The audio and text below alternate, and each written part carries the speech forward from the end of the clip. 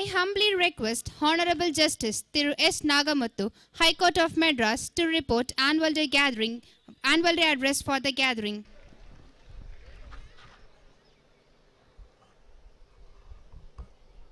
இந்த கல்லூரியினுடைய சீர்மிகு தலைவர் என் அருமை நண்பர் பாலுசாமி அவர்களே, என் அருமை நண்பர் மாவட்ட நீதிபதி திருமிகு ராமமூர்த்தி அவர்களே, என் அருமை நண்பர் தங்கராஜ் அவர்களே, கல்லூரியினுடைய ஏனைய நிர்வாகிகளே, கல்லூரியின் முதல்வர் அவர்களே, ஆசிரிய பெருந்தகைகளே, பெற்றோர்களே, மாணவ செல்வங்களே, உங்கள் அனைவருக்கும் என்னுடைய அன்பான வணக்கத்தை முதலில் உரித்தாக்கிக் கொள்கின்றேன். இந்த விழாவில் நான் கலந்து கொள்வது எனக்கு மிகவும் பெருமையாக இருக்கிறது.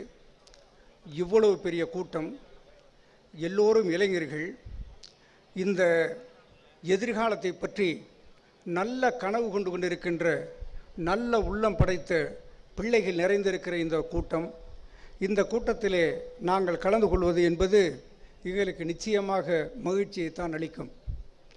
ஆகவே எனக்கு இந்த வாய்ப்பினை அளித்த கல்லூரி நிர்வாகத்திற்கும் மற்றவர்களுக்கும் முதற்கண் என்னுடைய நன்றியை தெரிவித்துக் கொள்கின்றேன். இங்கே பரிசு பெற்ற மாணவர்களை நான் வாழ்த்த கடமைப்பட்டு இருக்கின்றேன். நான் இங்கே பரிசு பெற்ற மாணவர்களை நான் ஒவ்வொருவரையும் உற்று கூர்ந்து கவனித்தேன். அவர்களுடைய பெற்றோர்கள் இங்கு வந்தபோது அவர்களிடம் நான் விசாரித்த ஒன்று, நீங்கள் என்ன செய்து கொண்டு இருக்கிறீர்கள் என்பதை. அவர்கள் எல்லோரும் என்னிடம் சொன்ன ஒரு செய்தி என்னவென்று சொன்னால், நான் விவசாயம் பார்த்து கொண்டிருக்கிறேன் என்று மிக பெருமையாக இங்கே வந்த பெற்றோர்கள் அனைவரும் சொன்னார்கள். விவசாயிகள் என்றாலே இந்த தமிழ்நாட்டில், இந்த தேசத்தில் ஒடுக்கப்பட்டவர்கள் ஒதுக்கப்பட்டவர்கள் என்று இருந்த நிலை மாறி விவசாயிகள் என்று சொல்லிக்கொள்வதற்கே எல்லோரும் வெட்கப்பட்டு கொண்டிருந்த காலத்தில் நாங்கள் விவசாயிகள், எங்களுடைய பிள்ளைகள் தீரர்கள் வீரர்கள் என்பதை இங்கே நிரூபித்து காட்டினார்களே. இந்த பெற்றோர்கள், இவர்களை நான் பாராட்டியாக வேண்டும்.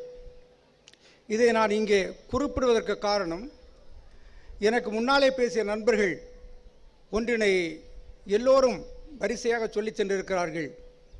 இந்த கல்லூரி மிகவும் பின்தங்கிய பகுதியில் இருக்கிறது, ஒரு மிகப்பெரிய நகர்ப்புறத்திலே இல்லை. இங்கே படிக்கின்ற மாணவர்கள் பெரும்பாலானவர்கள் விவசாய குடும்பத்தைச் சேர்ந்தவர்கள். அதே போல பெரும்பாலான மாணவர்கள், அதிலும் குறிப்பாக ஏறத்தாழ 50% மேலான மாணவர்கள் தமிழ் வழி கல்வி பயின்ற மாணவர்கள் என்பதை இங்கே குறிப்பிட்டார்கள். அதை நான் மனதில் வைத்துக்கொண்டு உங்களுக்கு நான் சொல்ல விரும்புவது என்னவென்றால், தமிழ் நம்முடைய தாய்மொழி, தமிழிலே படிப்பது என்பது நம்முடைய பெருமை. அதை யாரும் தயவு செய்து சிறுமையாக எண்ணிவிடாதீர்கள்.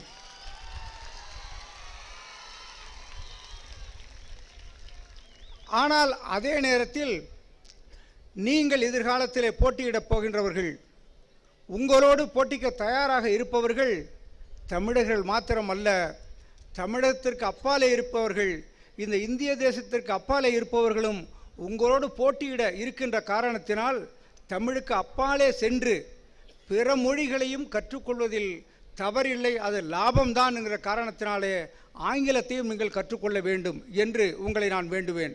அதைத்தான் இந்த கல்லூரியில் மிகச் சிறப்பாக செய்து கொண்டு இருக்கிறார்கள். ஒன்றும் பெரிய விஷயம் இல்லை, கிராமத்து பிள்ளைங்கள் நான் சொல்கிறேன். இப்போ இங்கே பேசியவர்களாம் அவர்களுடைய வாழ்க்கை அனுபவத்தை மிக தெளிவாக எடுத்து சொன்னார்கள். என்னை பற்றி குறிப்பிடுகின்ற போதும் சொன்னார்கள், நான் தமிழ் படித்தேன், அரசு பள்ளியிலே படித்தேன், அரசு கல்லூரியிலே படித்தேன், அரசு சட்டக்கல்லூரியிலே படித்தேன், வழக்கறிஞராக வந்தேன் என்றெல்லாம் சொன்னார்கள். எனக்கு பெருமையாக இருந்தது. இதன் மூலம் உங்களுக்கு நான் சொல்லுவது என்னவென்றால், என்ன பெரிய விஷயம், பெரிய இந்த இங்கிலீஷு நகரத்தில் படிப்பான், பிரமாதமாக பெரிய கல்லூரிகளில் சின்ன பிள்ளையிலேருந்து கொண்டு நிற்க வச்சு நம்மளுக்கு நம்ம பெற்றவர்கள் நம்முடைய தாய்மொழியிலே நிலா நிலா ஓடிவா நில்லாமல் ஓடிவா என்று மிக அழகாக நமக்கு பாட்டு சொல்லி தருவாங்க. ஆனால் இவர்களெல்லாம் கொண்டு போய் எங்கேயோ கொண்டு விட்டு ரெயின் ரெயின் கோயவே என்று படித்து கொண்டு வருவார்கள். இவ்வளோதான் ஒன்றும் பெரிய விஷயம் இல்லை. இதெல்லாம் கவலைப்படாத. நான் சொல்கிறேன், ஆங்கிலம் என்பது ஒரு சின்ன மொழி, அது ஒன்றும் பெரிய விஷயம் இல்லை. அதுக்காக நமக்கு ஆங்கிலம் தெரியவில்லையே, நாம் எப்படி போட்டியிடுவது, இந்த கவலையெல்லாம் உனக்கு வேண்டாம். சின்ன உதாரணம், நம்ம ஊர்லேருந்து 10th படிச்சுட்டு பையன் மிலிட்ரிக்கு போவான். மிலிட்ரிக்கு போயிட்டு ஒரு 6 மாதம் கழித்து திரும்பி வர்றபோது மிக அழகாக ஹிந்தி பேசிக்கிட்டு வருவான். எந்த கல்லூரியில் போய் படித்தான்? ஒன்றுமே இல்லையே. எப்படி ஹிந்தி வந்தது? ஒன்றும் இல்லை. சொல்லுவாங்க இல்லையா, எல்லாம் நாப்பழக்கம்தான். படிச்சிங்கன்னா ஒன்றும் பெரிய விஷயம் இல்லை, இதெல்லாம் சாதாரணம். இது எல்லாத்துக்கும் உங்களுக்கு இன்றைக்கு தேவை என்ன என்பதை நான் உங்களுக்கு ஓரிரு வார்த்தைகளிலே சொல்ல ஆசைப்படுகிறேன். நான் இந்த கல்லூரி அல்ல, இது போன்ற பல கல்லூரிகளுக்கு நான் சென்று மாணவர்களை சந்தித்து வருகிறேன், மாணவர்களோடு உரையாற்றி கொண்டிருக்கிறேன். நான் இந்த மாணவர்கள் மத்தியிலே நான் கூர்ந்து கவனிக்கிற போது, உங்களை போன்ற பிள்ளைகளை நான் பார்க்கும் போது எனக்கு ஒரு எண்ணம் தோன்றுகிறது. உங்களை பார்க்கிற போது எனக்கு அதிகமான ஆவல், ஒரு ஆசை, நம்முடைய பிள்ளைகள் மிக சீரோடும் சிறப்போடும் வாழ வேண்டும் என்கிற ஒரு ஏக்கம் எனக்கு. அதே சமயத்தில் எனக்கு ஒரு பயமும் இருக்கிறது. எங்கே நம்முடைய பிள்ளைகள் தன்னம்பிக்கை குறைவாக, நமக்கு ஆங்கிலம் தெரியவில்லை, நாம் எப்படி போட்டியிட போகிறோம், உயர்நிலைக்கு வருவோமா வரமாட்டோமா என்று பயம் உங்கள் மத்தியிலே அவநம்பிக்கை இருக்கிறதோ என்று நான் எண்ணத் தொடங்கி இருக்கிறேன். அதன் காரணமாக நான் சொல்லுவேன், நீங்கள் இதை பற்றியெல்லாம் கவலைப்படாதீர்கள். மேடையிலே பேசுபவர்கள் உங்களிடம் சொல்லுவார்கள், கல்லூரியிலே நீங்கள் பறவைகளாக பறந்து கொண்டிருந்தீர்கள், சுதந்திரமாக இருந்தீர்கள், பெற்றவர்கள் உங்களுக்கு பாதுகாப்பு கொடுத்தார்கள், வெளியிலே நீங்கள் செல்வீர்களே, ஆனால் உலகம் மிகவும் இருண்டது, மிக பயங்கரமான உலகம், ஆகவே நீங்கள் வெளியே சென்று இந்த உலகத்தை நீங்கள் சந்திக்க தயார்படுத்திக் கொள்ளுங்கள் என்றெல்லாம் சொல்லுவார்கள். இதெல்லாம் சும்மா வெட்டி பேச்சு. நான் சொல்கிறேன் உங்களுக்கு, எல்லாம் வெட்டி பேச்சு. பயப்படாத. என்ன வெளியில் பூதம் அணிக்குது, வெளியில் புலி அணிக்குது, என்ன பயம்? எதையும் எதிர்த்து நின்று சாதிக்கின்ற சக்தி உனக்கு இருக்கிறது என்பதை நீங்கள் உணர வேண்டும். எதையும் உன்னால் சாதிக்க முடியும். அந்த ஒரு தைரியம் உங்களுக்கு தேவை. இதை பற்றி ஏதோ நான் ஒரு மேடைக்காக ஒரு அலங்காரத்துக்காக பேசுகிறேன் அப்படின்னு நினைச்சிடாதீங்க.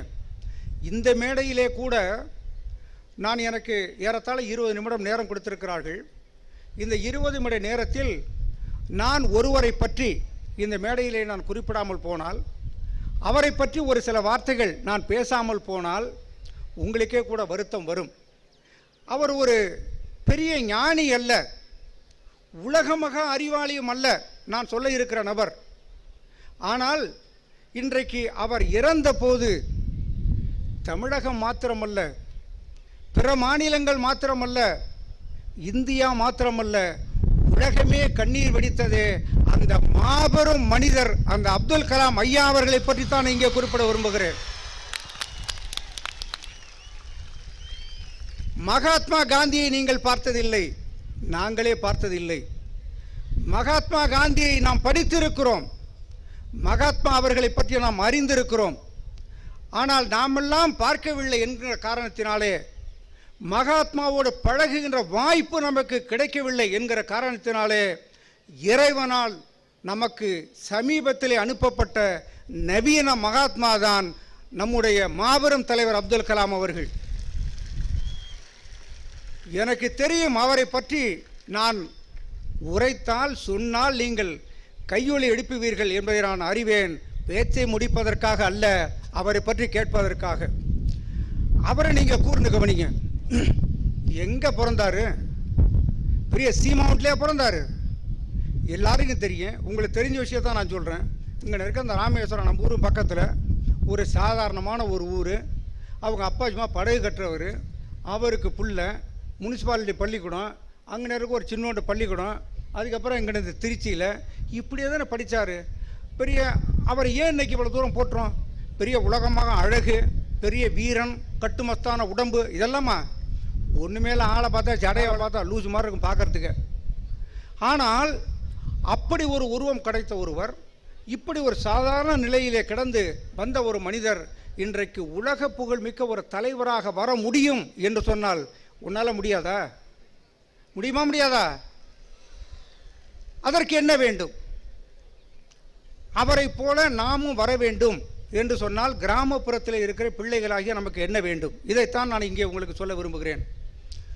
ஒன்று, நீங்கள் எல்லாம் அறிவியல் படிக்கிறீர்கள், உங்களுக்கு நன்றாக தெரியும், ஒரு மனிதனுடைய அறிவு என்பது அவனுடைய ஜீன் மரபு அணுவின் மூலமாக அவனுக்கு வருகிறது என்பதை நீங்கள் நன்றாக அறிவீர்கள். அறிவியல் படித்த மாணவர்கள் அனைவருக்கும் தெரியும், அறிவு என்பது ஒருவனுக்கு மரபு சார்ந்து பெற்றோர்களிடமிருந்து வருவது அது நிலையானது. ஆய்வுகள் கூறுகின்றன,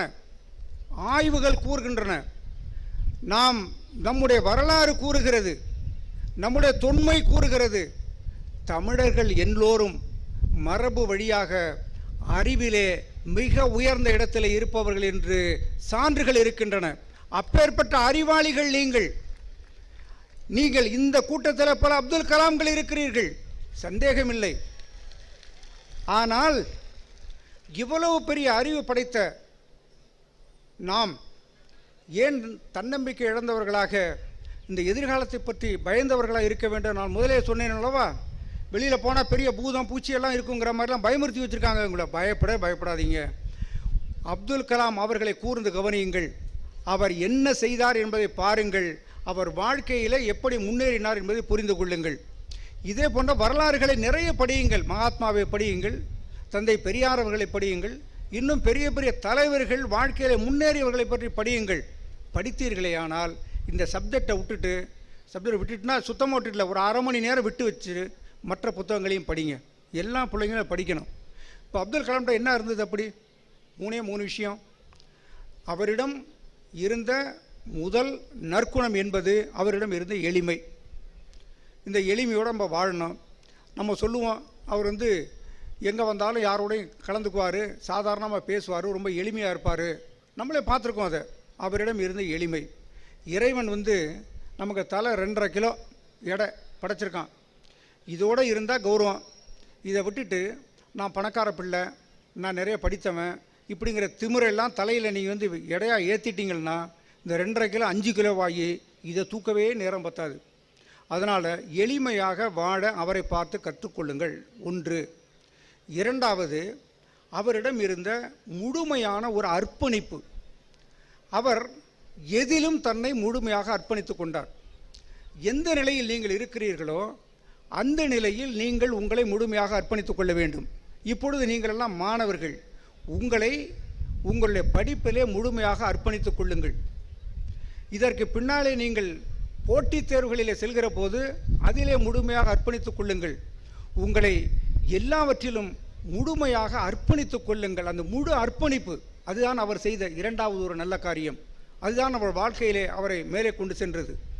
மூன்றாவது, எல்லாவற்றிற்கும் தலையாய ஒன்று, வாழ்க்கையில் சத்தியமாக நடந்து கொள்ள முயற்சி செய்யுங்கள். சத்தியம் என்று சொன்னால் ஏதோ பொய் சொல்லாமல் இருந்தாலும் சத்தியம் அது அல்ல. அதை மகாத்மா அவர்கள் நமக்கு போதிக்கவில்லை, அதை அப்துல் கலாம் அவர்கள் நமக்கு போதிக்கவில்லை. சத்தியம் என்று சொன்னால் உங்களுடைய வாழ்க்கையில், சிந்தனையில், செயலில், இன்னும் எல்லாவற்றிலும் உண்மையாக இருப்பதுதான் சத்தியம். இதைத்தான் மகாத்மா அவர்கள் சத்தியத்தை போதித்தார் நமக்கு என்று சொல்லுகிறார்கள். உதாரணமாக, முதல்ல பெற்றோர் உங்களுக்கு நீங்கள் உண்மையாக நடந்து கொள்ளுங்கள். இன்றைய காலையில் கல்லூரிக்கு வர்றோம், வீட்டுக்கு போகிறோம், உண்மையாக நம்ம நடந்துக்கிட்டு இருக்கோமா? சிந்திச்சு பாருங்கள். சின்ன பிள்ளைங்க, தயவு செஞ்சு இதை சிந்திச்சு பாருங்கள். பெற்றோர்கள் உங்களை நம்பி படிக்க அனுப்புகிறாங்க. என்னுடைய பிள்ளை விவசாயத்திலே நான் என்ன பாடுபட்டாலும் சரி, என் தலை தேய்ந்து போனாலும் சரி, என் கைகள் தேய்ந்து போனாலும் சரி, கால்கள் ஒடிந்து போனாலும் சரி, என் பிள்ளை இந்த மேடையிலே நின்று பரிசு வாங்க வேண்டும், வாழ்க்கையிலே மிக உயர்ந்த நிலைக்கு வர வேண்டும் என்கிற ஒரு எண்ணத்தோடு உங்கள் பெற்றோர்கள் உங்களை இந்த கல்லூரிக்கு அனுப்புகிறார்கள். ஆகவே நீங்கள் உங்கள் பெற்றோர்களுக்கு சத்தியமாக நடந்து கொள்கிறீர்களா என்பதை உங்களை நெஞ்சிலே கையை வைத்து பார்த்து கொள்ளுங்கள். ஒரு சின்னோண்டு ஒரு உதாரணமாக ஒரு வழக்கு, நான் இப்போ சமீபத்தில் தீர்ப்பு செஞ்ச ஒரு வழக்கை மாத்திரம் உங்களை சொல்கிறேன், கேட்டுக்கோங்க. அந்த சிவகங்கை பகுதியிலிருந்து ஒரு மாணவன், ஒரே பிள்ளை, வீட்டில் ஒரே பிள்ளை. அவங்க அப்பா அவர் துபாயில் போய், அங்கே ஏன்னா துபாயில் பெரிய கலெக்டர் உதவியாக மாத்திரம் ஒட்டகம் மேய்ச்சிக்கிட்டு இருந்தால் இங்கே பெருமையாக சொல்லிட்டு இருப்பாங்க. வடிவேல் சொல்லுவார்ல, துபாய்டா இது அப்படின்னு. அது மாதிரி ஏதோ வேலை பார்க்குறாரு. தன்னுடைய ஒரே பிள்ளை, இவனை எப்படியாவது நல்ல நிலைமைக்கு கொண்டு வர வேண்டும், மிக உயர்ந்த நிலைக்கு கொண்டு வர வேண்டும் என்று எண்ணி அந்த மகனை இதே போன்ற ஒரு கல்லூரியிலே, சென்னையிலே படிக்க வைத்திருக்கிறார். அவர் விடுதியில் இந்த மாணவர் தங்கியிருக்கிறார். இந்த பக்கத்துலேருந்து சேலம் பக்கத்துலேருந்து ஒரு பெற்றவர், அவர் அப்பா என்ன பண்ணார், லேத்தில் வேலை பார்க்குறார். அவருக்கும் ஒரே மகன். அந்த ஒரு மகனை அதே கல்லூரியிலே படிக்க வைத்திருக்கிறார். அவரும் ரொம்ப சிரமப்பட்டு படிக்க வைக்கிறார். இப்போ 2 மாணவர்களும் படிச்சுட்டு இருக்கிறாங்க. விடுதியில் நான் சொல்கிற கதை இல்லை தம்பிங்களா தங்கைகளா, கதை இல்லை, உண்மை. 2 பிள்ளைங்களும் படிக்கிற போது ஹாஸ்டலில் ஒரு சின்ன தகராறு 2 பேருக்கு இடையில். ஏதோ சண்டை போட்டான், இதெல்லாம் சகஜம். பிள்ளைங்கள்லாம் காலேஜில் சண்டை போட்டு ஒரு பெரிய விஷயம் இல்லை, அது சாதாரணமாக சண்டை, அத்தோடு முடிச்சுக்கணும். ஆனால் மறுநாள் வகுப்பு நடக்கிற போது 11 மணிக்கு லீஷர் பீரியடு. இந்த ஒரு மாணவர் அந்த சிவகங்கை மாணவர் வகுப்பில் உட்காந்துருக்காரு. இந்த சேலம் மாணவர் அங்கேருந்து வர்றார். ஏதோ ஒரு மாணவர் நீ என்னடா நேற்று தகராறு அப்படின்னு கேட்குறாரு. சண்டை ஆகுது. சண்டை ஆனோன்னு அந்த கோபத்தில் பக்கத்தில் இந்த டெஸ்க் இருக்குது பாருங்கள், அது பின்னாடி சாய்வு இருக்கும்ல, அந்த சாய்வு கீழே கிடக்கு ஒரு பலகை எடுத்துகிட்டு ஒரு அடி அடித்தார். அந்த பையன் சுருண்டு விழுந்துட்டான். அந்த பையன் கொண்டுட்டு போய் ஆஸ்பத்திரி கொண்டு போய் சேர்க்குறாங்க. 9 மாதம் அந்த பையன் கண் விழிக்காமல் கோமா ஸ்டேஜ்லேயே இருக்கார். காலேஜில் செலவு பண்ணி பார்க்குறாங்க, எப்படியாவது இந்த மகனை இந்த பையனை பிழைக்க வைத்து விட வேண்டும் என்று. முடியல. 9 மாதம் கழித்து மருத்துவமனையில் சொல்கிறாங்க, இங்கேயே வச்சிட்டு இருக்க வேண்டாம், நீ வீட்டுக்கு கொண்டு வாங்க அப்படின்னு. வீட்டுக்கும் மருத்துவமனைக்குமாக அந்த குடும்பத்தார் அவ்வளோ சிரமத்திலேயே தூக்கிட்டே போயிட்டு வந்துட்டு இருக்கிறாங்க. 3 மாதங்கள் சரியாக 1 வருடம் கழித்து தொடர்ந்து சுயநினைவின்றி இருந்த அந்த மாணவன் பரிதாபமாக உயிரை துறந்தான் மருத்துவமனையிலே. அந்த குடும்பம் அன்றோடு அழிந்தது. அந்த தகப்பனுடைய கனவு அன்றோடு ஒழிந்து போனது, தவிடு பொடியாகி போனது. அந்த குடும்பம் முச்சந்தியிலே நிற்கிறது. இன்னொரு குடும்பம் என்னாச்சு, அடித்த மாணவன் காவல்துறையினால் கைது செய்யப்படுகிறான். வழக்கு பதிவு செய்யப்படுகிறது. நீதிமன்றத்தில் வழக்கு நடக்கிறது. வழக்கின் முடிவாக கீழ் நீதிமன்றத்தில் தீர்ப்பளிக்கிறார்கள். நீ செய்த கொலைக்கு உனக்கு எந்தவித கருணை காட்ட முடியாது, உனக்கு ஆயுள் தண்டனை என்று ஆயுள் தண்டனை விதித்து அந்த மாணவனை சிறையிலே போட்டு விட்டார்கள். இந்த வழக்கு என்னிடம் மேல்முறையீடாக வருகிறது. இப்போது எண்ணி பாருங்கள், 2 குடும்பத்தையும் நீ தயவு செஞ்சு பிள்ளைங்களை செஞ்சு நினச்சி பாருங்கள். இந்த குடும்பம் ஒரே குழந்தை, நல்லா படித்து எங்கேயோ வர வேண்டிய ஒரு மாணவன் உயிர் அணியாமல் போய் அந்த குடும்பம் சந்தியிலுக்கு வந்துச்சு. இந்த பக்கம் இப்படி ஒரு மாணவன் சிறையிலே சென்று எந்த தாய் தகப்பனால் தன்னுடைய மகன் ஒரு ஆயுள் தண்டனை கைதி என்பதை பார்த்து கொண்டு இருக்க முடியும்? எண்ணி பாருங்கள். இந்த வழக்கு என்னிடம் வந்தது. நான் 2 தரப்பையும் அடைத்து விசாரிக்கிற போது உண்மையிலே சொல்லுகிறேன் பிள்ளைகளே, நான் தீர்ப்பு எழுதுகிற போது பல முறை கண்ணீர் வடித்திருக்கிறேன். இந்த வழக்கிலே நான் தீர்ப்பு எழுதுகிற போது என் பேனாவிலிருந்து மை வரவில்லை, என் கண்களிலே இருந்து தண்ணீர் கொட்டியதை என்னால் காண முடிந்தது. இதை ஏன் நான் இங்கே சொல்லுகிறேன் என்று சொன்னால், அந்த 2 பிள்ளைகளும் தங்களுடைய பெற்றவர்கள் எதற்காக கல்லூரிக்கு அனுப்பி வைத்தார்கள் என்பதை எண்ணி பார்த்து அவர்கள் உண்மையாக நடந்து கொண்டு இருப்பார்களே ஆனால், தங்களை இந்த படிப்பிற்காக அர்ப்பணித்து கொண்டு இருப்பார்களே ஆனால் இந்த நிலைமை வந்திருக்குமா? வந்ததற்கு பிறகு இதை பற்றி நாம் பேசுகிறோம், வந்ததற்கு பிறகு சிந்திக்கிறோமே. என் அன்பு பிள்ளைகளே, உங்களை நான் வேண்டிக் கொள்வது எல்லாம், நீங்கள் ஒழுக்கமான பிள்ளைகளாக, சத்தியம் தவறாத பிள்ளைகளாக நீங்கள் எதற்காக வருகிறீர்களோ அதை எண்ணி பார்த்து நல்ல பிள்ளைகளாக நீங்கள் படித்து நீங்கள் மேலே வந்து இந்த மேடையில் பரிசுகள் பெற்று அப்துல் கலாம் போல உயரமான நிலைக்கு செல்ல வேண்டும், என்னை போன்ற நீதிபதியாக நீங்கள் வர வேண்டும் என்று சொன்னால், நான் சொன்ன கதையை தயவு செய்து மறந்து விடாதீர்கள். இதை நான் இங்கே குறிப்பிடுவதற்கு காரணம், இது ஒரு வழக்கு அல்ல. இப்படி எத்தனையோ வழக்குகளை நான் சொல்லிக்கொண்டே போகலாம். நான் சமீபத்தில் கூட நீங்கள் பார்த்துருப்பீங்க, ஒரு வழக்கில் கூப்பிட்டு கேட்குறேன், 13 வயது பெண் குழந்தையை 17 வயதே மாறாத ஒரு பாலகனோடு இருவரும் சென்று விட்டார்கள். பெற்றவர்களை இருபுறமும் தேடுகிறார்கள், பிள்ளைகளை காணோம் என்று. இருவரையும் கொண்டு வந்து கோர்ட்டில் நிற்க வச்சுருக்காங்க. இப்போ பாருங்கள் நிலைமையை. நான் பிள்ளைகளை பெற்ற ஒரு தகப்பன், எனக்கு முன்னாலே நிற்கிறார்கள் 2 பிள்ளைகள். எப்படி நிற்கிறாங்க தெரியுமா? அந்த அம்மா அப்படி ஃபோட்டோ காட்டுறாங்க. அந்த பிள்ளை அவ்வளோ அழகாக யூனிஃபார்மில் அப்படி இருக்குது. இன்றைக்கு பார்த்தா சட்டை எங்களெல்லாம் கிழிஞ்சு ரொம்ப ஒரு மோசமான நிலையில், வறுமையின் பிடியில் அந்த குழந்தை 13 வயதில் தன் வயிற்றிலே ஒரு குழந்தையை சுமந்து கொண்டு நிற்கிறாள். அந்த பையன் இந்த பக்கம் நிற்கிறான். இது இதை நீங்கள் நினச்சி பாருங்கள், நாங்கள் என்ன தீர்ப்பு எழுத முடியும்? என்று தீர்ப்பு எழுத முடியும். இதையெல்லாம் நீங்கள் எண்ணி பார்க்க வேண்டும். அந்த பெற்றவர்கள் இரு குடும்பத்தாரும் கண்ணீர் மல்க வந்து நின்று கொண்டிருந்தார்களே, அதையெல்லாம் நீங்கள் எண்ணி பார்க்க வேண்டும். அதைத்தான் நான் சொல்லுவேன். ஒரு வழக்கு வருது, ஒரு குழந்தையை காணும், ஒரு பெண் குழந்தை. என் குழந்தையை காணும், இன்னும் 2 நிமிஷத்தில் முடிச்சிடுறேன். ஒரு குழந்தையை காணும் என்னும் ஒரு வழக்கு. நாங்கள் வந்து உடனே போலீஸை கூப்பிட்டு உடனே இப்போ பிடிச்சி கொண்டு வாயா, எங்கே இருந்தாலும் தேடி பிடித்து கொண்டு வா என்று சொல்லுகிறோம். போலீஸு ஓடினாங்க, ஓடி போய் அந்த குழந்தையை பிடிச்சிட்டு வந்துட்டாங்க. அந்த குழந்தை எங்கள் முடி நிற்கிது. அந்த தகப்பன் நிற்கிறார். அந்த தகப்பன் சொல்கிறாரு, ஐயா, நான் வந்து எங்கள் அப்பா என்னை பள்ளிக்கூடத்துக்கு அனுப்பலை, என்னை படிக்க வைக்கலை, என்னை அழைச்சிக்கிட்டு போய் மெட்ராஸில் இருக்க சென்ட்ரல் ஸ்டேஷனில் சிகப்பு சட்டையை மாட்டி விட்டு இந்த பெட்டி தூக்க விட்டார். அன்னையிலேருந்து அந்த பெட்டியை நான் தூக்கிக்கிட்டு இருக்கிறேன். என் தலையை பாருங்கள், முடியெல்லாம் கொட்டி போச்சு. ட்ரெயின் வரியா, ட்ரெயின் வந்து நின்ன உடனேயே ஓடுவேன். ஓடி போய் ஒரு பெட்டியில் போய், விடிய காலம் 4 மணிக்கு ட்ரெயின் வர ஆரம்பிக்கும். ஓடி போய் ஒரு பெட்டியில் போய் நிற்பேன். அப்படியே அங்கேருந்து இறங்குறவங்கள்ட்ட, ஐயா நான் பெட்டியை தூக்கிட்டு வர்றேன், நான் மூட்டையை தூக்கிட்டு வர்றேன்பேன். அவங்க வந்து ஒரு ஆளை பிடிச்சி கேட்டதுக்கப்புறம் 50 ரூபா கொடுங்கம்பேன். 20 ரூபா தான் சொல்லுவார். இந்த 20 ரூபாயும் விட்டுட்டோம்னா மற்ற பெட்டிகளில் என்னை போன்றவர்கள் போய் பாக்கி பேரில் என்கேஜ் ஆகிடுவாங்க. அதனால் 50 ரூபாய்க்கு தூக்க வேண்டிய மூட்டை 20 ரூபாய்க்கு தூக்குவேன். இப்படி காலையில் 5 மணி 4 மணிக்கு தொடங்கின என்னுடைய பணி மறுநாள் இரவு 11 மணி கடைசி ட்ரெயின் போகிறவர்களையும் ஓடி ஓடி ஓடி ஓடி ஒவ்வொரு பெட்டியாக ஓடி பெட்டியை பார்த்து பார்த்து தூக்கி தூக்கி, இந்த பாருங்கய்யா இப்படி ஆகிப்போச்சு. நான் ஒரு முடிவெடுத்தேன். எனக்கு ஒரே பெண் குழந்தை.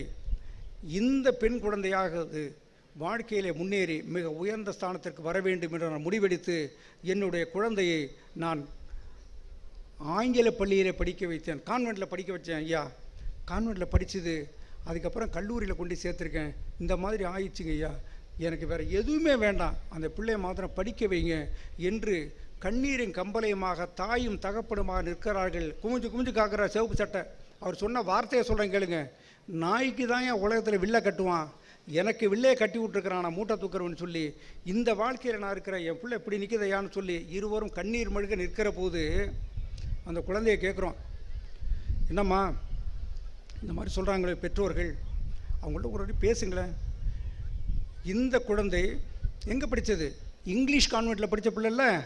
அது சொல்லுது எங்கள்கிட்ட, no I do not want to speak to them.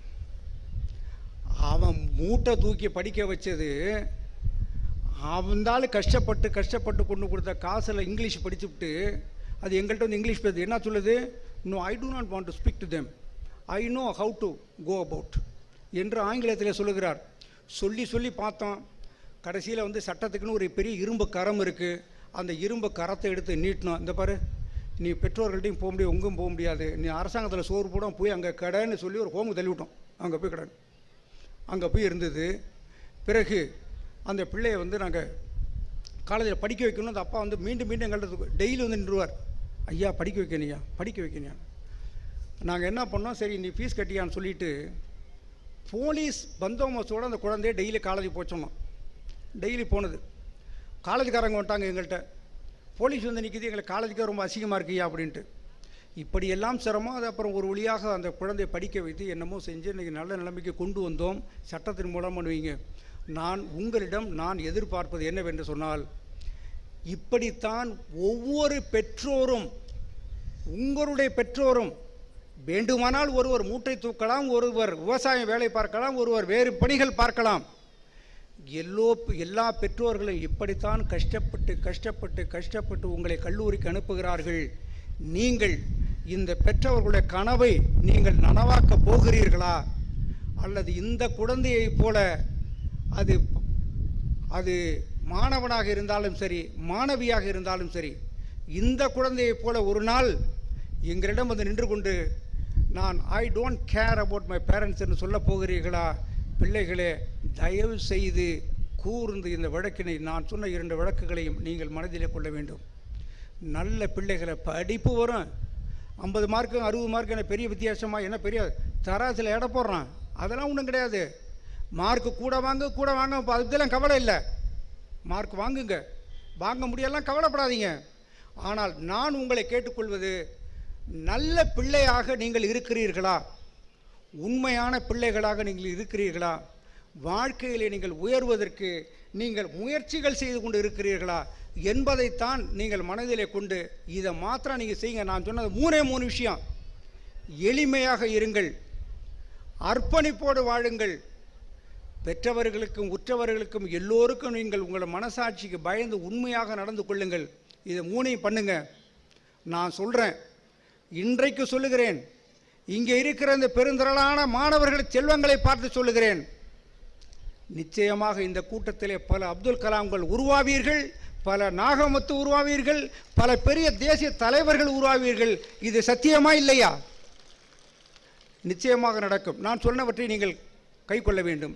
எல்லாவற்றுக்கும் இறுதியாக இது என்ஜினியரிங் காலேஜ், இங்கே படிக்கிற பிள்ளைங்களை என்ன நினைக்கிறீங்க? பிளேஸ்மெண்ட்டு ரைட்டு, பிளேஸ்மெண்ட்டு வாங்கணுன்னு கம்பெனிக்கு போய் வேலை பார்க்கணும் ரைட்டு, வேலை பார்த்துட்டு சம்பாதிச்சு வீடு, நம்ம கல்யாணம், நம்ம சொந்தம் பந்தம், இதோட இது அல்ல வாழ்க்கை. அந்த வாழ்க்கையை அப்துல் கலாம் வாழலை, அந்த வாழ்க்கையை மகாத்மா காந்தி வாழலை. வாழ்க்கை என்பது வேறு.